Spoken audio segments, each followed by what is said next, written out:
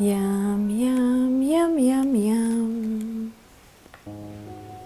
Good morning. I am going to be making my breakfast smoothie right now, and I thought I would show you what I'm putting in it. I literally make random concoctions most of the time, and I thought I would show you what I'm doing today. I'm going to be mixing some pure pumpkin with frozen cauliflower, which I recently tried in a smoothie, and you can barely taste it. It actually just thickens up the smoothie and makes it almost like a milkshake. And some mango chunks with banana, cinnamon, soy milk, and stevia. And I'm just gonna see how this turns out. Almost every smoothie that I try to make when I mix random flavors together turns out pretty delicious. And so I'm putting 2 big heaping tablespoons of pumpkin puree. And when I make my smoothies, I always err on the side of making too much rather than making a tiny amount and then still being hungry. I'd rather have extra and just sip it throughout the morning until it's finished. That way I'm not hungry again in 10 minutes and wanting to make something else. And so I just put a dash of cinnamon, and I'm gonna take some frozen banana chunks. What I do is I wait for my bananas to get really spotty and ripe, and I usually buy like 15 to 20 at a time. And I'll put that in here too, I'll make a lot. And then I peel them all at once, put them into glass containers, and wait till I make my smoothies or any other recipes that I might need frozen bananas for. And I'm just grabbing a handful of mango chunks.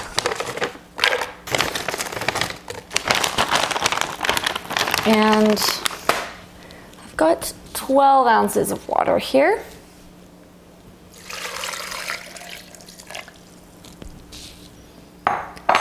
And I'll just grab a few pieces of cauliflower. And I mean, this is my real, like when I'm not filming for a recipe video, this is how I make my smoothies. I just put a handful of this, a splash of that. I don't measure everything perfectly. I know that a lot of people have asked me to share specific recipes, so I will say a cup of this, half a cup of that. But in my real life, this is how I make my smoothies. So I just thought I would show this. And I just do a splash of soy. And some stevia. The stevia I use is called Enzo stevia. And it is super, super concentrated and sweet, so you just need a tiny little bit of it in there. And I'm gonna blend this all up right now.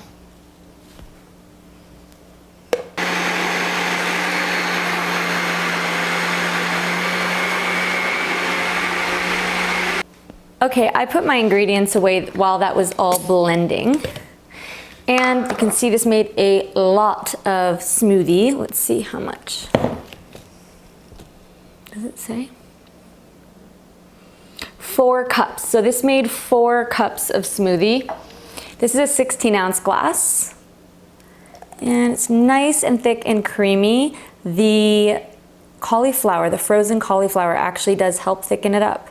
So it's always nice in a smoothie. You guys know I love my cinnamon.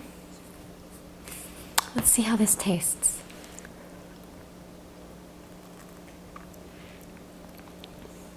It's honestly really good.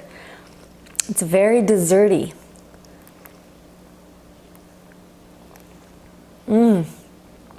Really, really good. Okay, I'm going to write down what I put in it and share it as a recipe on my website.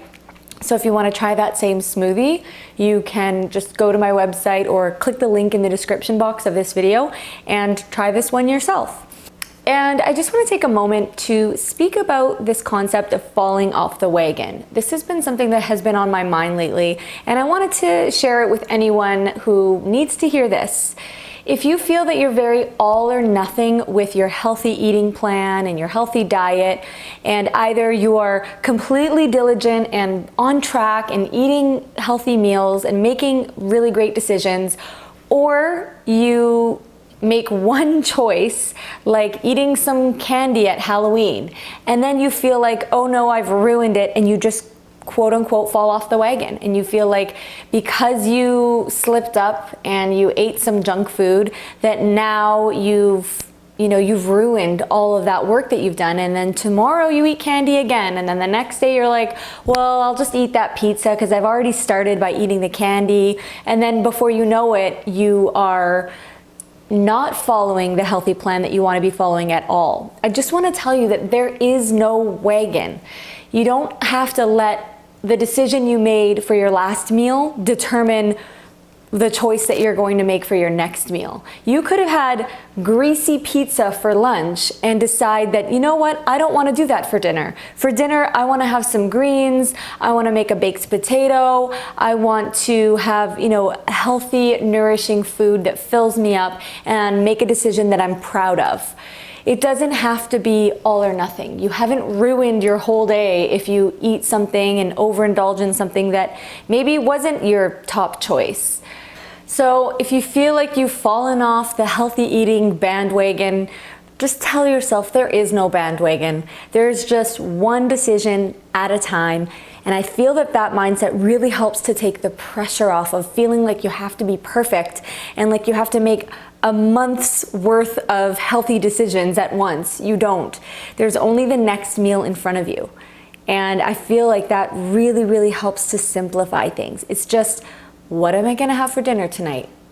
And then you make that healthy choice and it's delicious and filling and fantastic. And you know what? If you're at a party and you overindulge and you're thinking, what did I just do? I've been following this low calorie density. It's been going great. I've been so proud of myself. Forgive yourself instantly and move forward. The next meal is a new chance to make a healthy decision. All right, I just wanted to share that with you. I'm sending lots of love your way, and thank you so much for watching my video. See you next time. Bye-bye.